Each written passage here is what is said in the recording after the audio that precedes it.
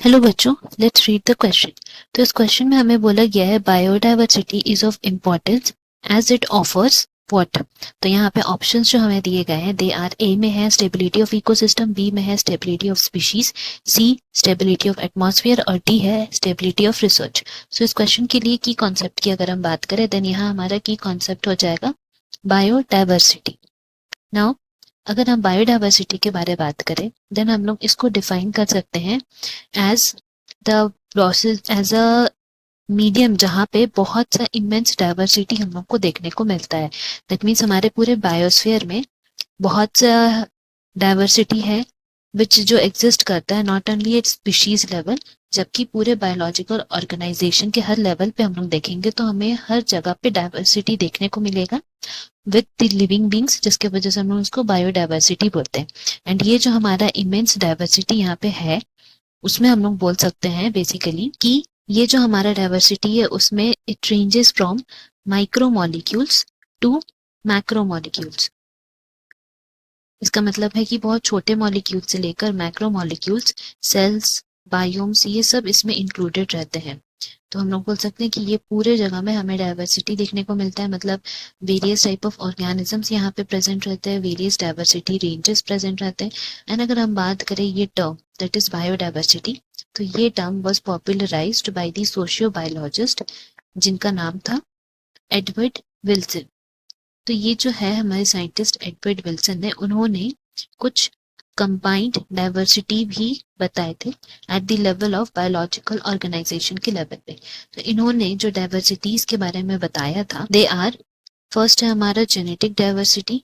सो अगर हम लोग जेनेटिक डाइवर्सिटी की बात करें तो इसमें बोल सकते हैं कि जेनेटिक लेवल पे जो हमारा हाई डाइवर्सिटी देखने को मिलता है एट डिस्ट्रीब्यूशनल रेंज, उसको हम लोग जेनेटिक डाइवर्सिटी बोलते हैं। एंड यहाँ पे जेनेटिक वेरिएशंस जो है उसमें हम लोग एग्जांपल ले सकते हैं वोल्फिया वोमिटोरिया। ये एक तरह का प्लांट है that is grown in different Himalayan regions. And ये क्योंकि अलग अलग हिमालयन रीजन्स में मिलते हैं तो इनकी वजह से हम लोग बोल सकते हैं कि इनका जेनेटिक डिफरेंस की वजह से ही मिलते हैं। सो हम लोग बोल सकते हैं कि ये खुद ही इतने वेराइटीज के मिलते हैं because of their genetic diversity. And these are in terms of their potency and concentration of active chemical जिनमें प्रेजेंट रहता है। तो वेरियस जीन के हिसाब से ही ये रहता है। नेक्स्ट है हमारा स्पीशीज डाइवर्सिटी। तो स्पीशीज डाइवर्सिटी में हम लोग बोलते हैं स्पीशीज लेवल में, जैसे कि हम वेस्टर्न घाट्स का एग्जांपल ले सकते हैं जहाँ पे बहुत तरह के स्पीशीज हम लोग को देखने मिलते हैं, डिफरेंट टाइप ऑफ स्पीशीज, हर तरह के एनिमल्स, प्लांट्स, ऑर्गेनिजम्स, माइक्रोब्स, ये सब रहते हैं। एंड लास्टली हमारा आता है इकोलॉजिकल डाइवर्सिटी। तो इकोलॉजिकल डाइवर्सिटी में हम लोग बोल सकते हैं कि ये इकोसिस्टम लेवल पे होता है, जहाँ पे अगर हम इंडिया की ही बात कर ले तो उसमें कितने सारे इकोलॉजिकल डिफरेंसेस जो है हमारे इकोसिस्टम के वैरायटीज हम लोग को देखने को मिलते हैं। सो ये इकोसिस्टम वैरायटीज में क्या क्या आ सकता है, like deserts, rain forest, mangroves, coral reefs, wetlands, alpine meadows, ये सब हमारा यहाँ प्रेजेंट रहता है। तो हम लोग बोल सकते हैं कि इकोसिस्टम है जहाँ पे वेरियस डाइवर्सिटी ऑफ ऑर्गेनिजम्स हम लोग को यहाँ देखने को मिलते हैं।